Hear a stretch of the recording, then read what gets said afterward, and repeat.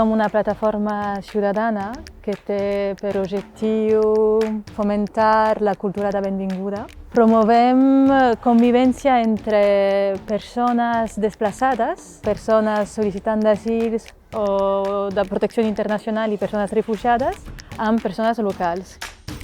Per una banda necessitem encontrar les cases que vulguin acollir i d'altra banda les persones. Entenem que és un temps que necessiten per passar a una altra manera de viure, més autònoma en pisos a dintre del mercat normalitzat de vivendes, i les convivències ofereixen aquesta transició per a una persona que necessita justament aquest recolzament i aquesta seguretat. Bon dia a tots i a totes. Ens disposem a fer aquesta entrevista en el marc del projecte Àgora. Ràdio Àgora és un programa on podrem escoltar les diferents veus del barri de Torre-Romeu a Sabadell. Ràdio Pandora consisteix en crear aquest vincle entre els diferents veïns i veïnes del barri. Amb aquest últim podcast el que volíem era parlar d'aquesta migració, immigració que ha estat passant al llarg de la vida de Torre-Romeu. Que entenguem que al final tothom venim de fora, els meus avis, els meus pares o els teus pares, poder fer aquest trasllat d'informació i de compartir experiències, històries. Cada 2 setmanetes intentem penjar un de nou i conèixer les veus del veïnat del barri. Gràcies a tots i ens tornem a escoltar el pròxim capítol. Salut! El projecte d'alfabetització venen persones migrades, la majoria són gent que encara no saben ni llegir ni escriure i a través de jocs i d'altres mètodes aprenen a llegir. Aquí a la classe, a part d'aprendre la llengua, que és molt important, també per elles és un espai de socialització perquè vegin que poden relacionar-se amb molta gent i vegin que són capaces d'aprendre coses i poder tenir vincles amb altra gent i conèixer gent nova. Està pensat per famílies, generalment venen les mares, tot i que també hem tingut altres referents a la criança dels nens. Per exemple, avui teníem una àvia, llavors venen amb l'adult de referència, nens entre 0 i 3 anys. Com que tenim la possibilitat de fer 2 dies diferents, hi ha un dia que sempre treballem dirigits a l'infant, una activitat és pensada per ells, contes, experimentacions, cançons, i l'adult l'acompanyen en aquesta activitat.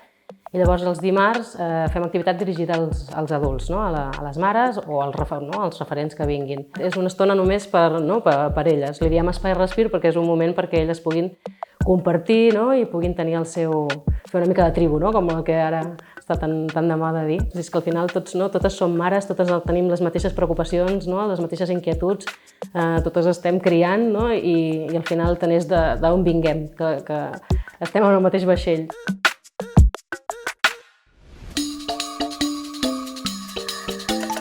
Doncs avui estem fent un dinar solidari. Són nois majors de 18 anys i que han arribat amb pastera. I el que fem des de Colors del Món és acompanyar-los. Un cop al mes els donem un lot de productes de necessitats bàsiques. També fem diferents tallers, tenim el taller prelaboral, fem sortides d'oci. L'idioma nosaltres els fem molta canya perquè l'aprenguin. Quan els passa qualsevol problema, sovint també ens diuen escolta, això com ho puc solucionar? Acompanyar-los des que arriben aquí a Sabadell fins que, diguem-ne, al final de Colors del Món seria que tinguin una feina i vinguessin a col·laborar amb Colors del Món. Sí.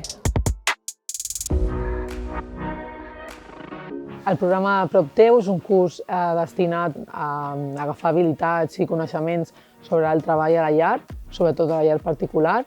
Va destinat a persones que acaben d'arribar a la ciutat, que ara mateix no tenen documentació, i també fomentar una mica l'empoderament i crear una xarxa de persones que estan en la mateixa situació que elles. Els aporta conèixer altres persones que estan en la mateixa situació, empoderament personal, autoestima i xarxa, sobretot xarxa.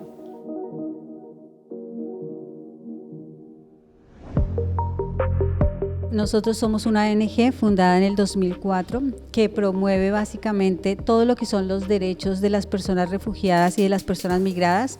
Les damos la bienvenida a la mesa redonda que va a abordar el tema del duelo migratorio en mujeres refugiadas, ¿no? Y bueno, mi papel hoy yo creo que es daros la palabra a vosotras. Yo un día salí para mi trabajo y no regresé ya nunca más a casa.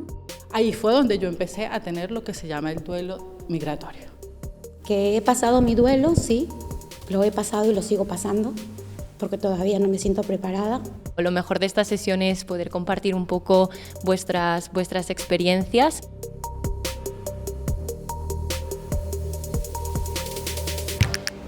El projecte actua al carrer, atén a persones que estan en situació de sensellarisme. Més d'un 70% són persones migrades. Moltes d'elles fa molt poquet temps que han arribat. Els dijous a la nit fem unes rutes on passem per on estan vivint, per on estan dormint, els hi donem un sopar. És escoltar-los, és fer-los una abraçada, és orientar-los, i també hi ha tota una altra part que és poder fer que això sigui el seu campament base.